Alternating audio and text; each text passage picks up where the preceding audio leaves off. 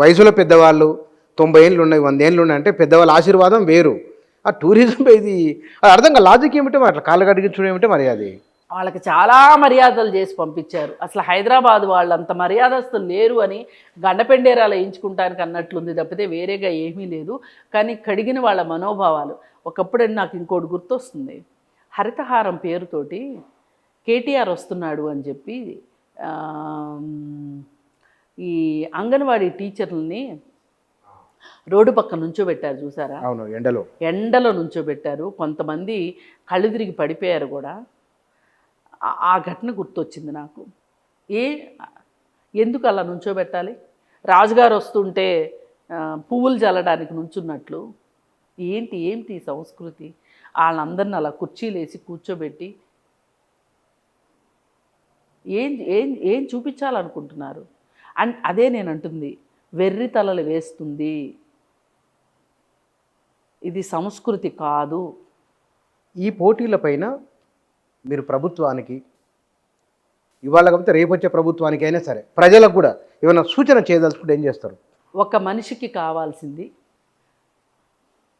అందం కాదు. అందం ఒక వ్యవహారమే కాదు.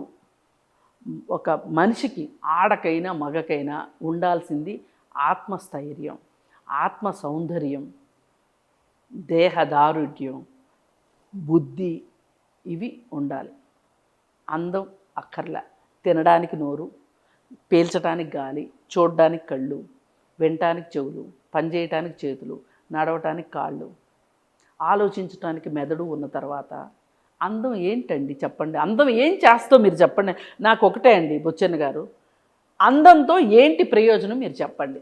నాకు చెప్తే ఇప్పుడు నేను అవయవాలన్నిటి గురించి చెప్పాను. నేను ఏ అవయవం ఏం చేస్తో చెప్పాను. అందంతో ఏం చేసుకుంటాను చెప్పండి? ఏదైనా స్థిరమైంది కాదు. ఏదైనా కాదండి, నేను డైరెక్ట్ ప్రయోజనం ఏంటి చెప్పండి. ఉప్పు ఉందండి, ఉప్పుగా ఉంటుంది. పంచదార ఉంది, తీగా ఉంటుంది. నెయ్యి ఉంటుంది, మంచి సువాసన వస్తుంది, మంచి బలాన్ని ఇస్తుంది. అంటే దీని ఆలోచన అదే నేను అనేది. ప్రభుత్వము ఎక్కడ ట్యూన్ కావాలి, ప్రజలను ఎటు డైరెక్షన్లో నడిపించాలన్నప్పుడు మీ అడ్వైజ్ ఏం లేదండి. అందాల పోటీల కంటే కావాల్సింది ఈరోజు తెలంగాణలో దేశం మొత్తం సర్వే జరిగింది. తెలంగాణలో పునరుత్పత్తి స్థాయి బాగా తగ్గిపోయింది అని వచ్చింది. ఇప్పుడు జనన మరణాల తీస్తారు కదా, తెలంగాణలో తగ్గింది అని వచ్చింది. అలాగే ఇంతకుముందు హాస్పిటల్స్ ఉండేవి. ఏ హాస్పిటల్స్? గైనకాలజిస్టులు, డెలివరీ హాస్పిటల్స్ ఉండేవి మామూలుగా, మనకు తెలిసింది. ఇప్పుడు వాటి ప్లేస్లో ఫెర్టిలిటీ సెంటర్స్ వచ్చేసినాయి. ఎందుకు వచ్చినాయండి? సహజంగా గర్భధారణ జరగవలసిన దానికి ఆటంకాలు ఏం జరుగుతున్నాయి అనేది మనం ఆలోచించాలి.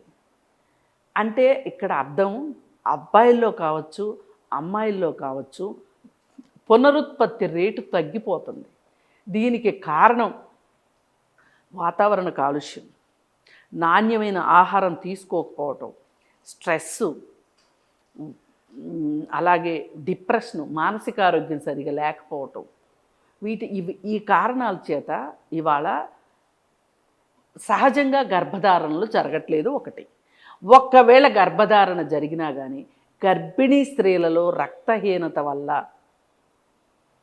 వాళ్ళు కొంతమంది చనిపోతున్నారు. అలాగే ప్రసవం తర్వాత నవజాత శిశువుల మరణాలు ఇంకా ఈ రోజుకి ఉన్నాయి. ఈ రోజుకి ఇన్ని ఉండగా పై మెరుగుల అందం ఇంపార్టెంటా, ఆరోగ్యం ఇంపార్టెంటా? ఎవరైనా సరే మీరు ఆరోగ్యంగా ఉండండి అని చెప్పటానికి సిద్ధపడుతున్నారా, అందంగా ఉండటానికి సిద్ధపడుతున్నారా చెప్పండి. ఇవాళ నేను ఇందాక కాస్మెటాలజీ గురించి చెప్పాను. డెర్మటాలజీకి విపరీతమైన డిమాండ్ వచ్చేసింది. మేకప్ లేనిదే ఎమ్మెల్యేలు, మంత్రులు కూడా బయటికి రావట్లా. గమ్మత్తు ఏంటంటే పురుష రాజకీయ నాయకులు కూడా మేకప్ వేసుకుంటున్నారు. మహిళా రాజకీయ నాయకుల గురించే కాదు నేను చెప్పేది, పురుష రాజకీయ నాయకులు కూడా మేకప్లు లేనిదే బయటికి రావట్లేదు. ఎందుకంటే ఈ సోషల్ మీడియా యుగంలో ఏ కెమెరా ఎప్పుడు క్లిక్ అంటుందో తెలియదు. ఈయన అందంగా ఉన్నట్టు కనిపించాలి. ఇది అందాన్ని, ఆరోగ్యము అందాన్ని డామినేట్ చేయాల. ఆరోగ్యమే ఉండాలి, అందం తర్వాత అనుకోవాలి. కానీ ఈరోజు దురదృష్టవశాత్తు ఇలాంటి అందాల పోటీల వల్ల ఈ అంతర్జాతీయ మార్కెట్ ఇంకొక నష్టం కూడా చెప్తాను, ఇది ఖచ్చితంగా చెప్పి తీరాలి. ఇప్పుడు ఐశ్వర్య రాయి మిస్ వరల్డ్గా ఎన్నికైంది ఒకప్పుడు, తెలుసు కదా మనకి. అయిన వెంటనే ఆవిడ చేసిన మొదటి పని ఏంటి అంటే కొన్ని బహుళజాతి సంస్థల కాస్మెటిక్స్కి, సౌందర్య సాధనాలకి అడ్వర్టైజ్మెంట్ ఇచ్చింది. అప్పుడు భారతదేశంలో వాటి కొనుగోళ్ళు స్థాయి విపరీతంగా పెరిగింది. ఎందుకు అంటే మన దేశం ఆవిడ ఐశ్వర్య రాయి, ఆవిడే అందాల రాశి, ఆమె ఆ సబ్బే వాడిందంట, ఆ షాంపూనే వాడిందంట, ఆ క్రీమే వాడిందంట. అంటే మనకి ఒక లోకల్ ఫీలింగ్ వస్తుంది, మన భారతదేశం ఆవిడ అనే ఒక లోకల్ ఫీలింగ్ తోటి లారియల్ షాంపూ, ఇంగ్లీష్ రాని వాళ్ళు కూడా, స్పెల్లింగ్ తెలియని వాళ్ళు కూడా ఆ షాంపూ మీద ఐశ్వర్య రాయ్ ఫోటో ఉంటే ఆ షాంపూ కొనుక్కుని వాడుతున్నారు. ఇవాళ మన దేశీయ ఉత్పత్తులన్నీ బొబ్బున్నాయి ఒక రకంగా చెప్పాలంటే. ఇది మన అంతర్గతంగా మన దేశానికి ఆయుర్వేదము అనేది ప్రపంచానికి భారతదేశమే చెప్పింది అని చెప్తాం కదా. అలాంటప్పుడు సహజ ఉత్పత్తుల్ని ఎందుకు పక్కకి వెళ్ళిపోయినాయి, ఎందుకు కెమికల్స్తో తయారైన అంతర్జాతీయ ఉత్పత్తులు ఎందుకు వచ్చి డామినేట్ చేసినాయి, ఇక్కడ ప్రభుత్వం ఆలోచన చేయాలి. ఇప్పుడు కాల్గేట్ పేస్ట్ ఉంది, మనం ఏమనుకుంటాం, నేను ఎప్పటి నుంచో వాడుతున్నాను కాబట్టి నా భారతదేశందే అనుకుంటా. బాటా చెప్పుల కంపెనీ ఉంది, నేను అనుకున్నా, నాకు తెలీదు చాలా రోజుల వరకు బాటా ఇంటర్నేషనల్ కంపెనీ. అలాగే సబ్బులు మొత్తం అవునవును పేరు హిందుస్థాన్ అని ఉంటుంది, హిందుస్థాన్ లీవర్, దానిలో మన వాటా ఏముంది చెప్పండి. ఎందుకు మనం విదేశాలని, ఎందుకు మన మన మన మన సంపదను ఎందుకు, ఇది ఒక రకంగా సంపద వెళ్ళిపోయినట్టే కదా. అందుకని వీళ్ళు భారతదేశంలో ఈ మిస్ వరల్డ్ పోటీని ఎంచుకున్న కారణం ఏంటి అంటే, ఇక్కడ ఈ అంతర్జాతీయ సౌందర్య సాధనాలే కంపెనీలే ఈ అందాల పోటీలకి స్పాన్సర్ చేస్తున్నాయి. రైట్. అందుకోసం ఈ కుట్రను మనం అర్థం చేసుకోకపోతే అందాల పోటీ జరిగితే జరగనే అనుకునేవాళ్ళం. కానీ దీని వెనక కుట్ర మేము వ్యతిరేకిస్తున్నాం. పైగా ఇంకొకటి, సంధ్యని పోటీలు వ్యతిరేకిస్తున్నందుకు కాను ఆమెను హౌస్ అరెస్ట్ చేయాలని చెప్పి మొన్న 2 రోజులు హౌస్ అరెస్ట్ చేశారు. ఈ నిర్ణయాన్ని మళ్ళీ వెనక్కి తీసుకున్నారు. ముందైతే అనింది ఏంటంటే ఈ పోటీలు జరిగినన్ని రోజులు ఆమెను హౌస్ అరెస్టే చేద్దామనుకున్నారు.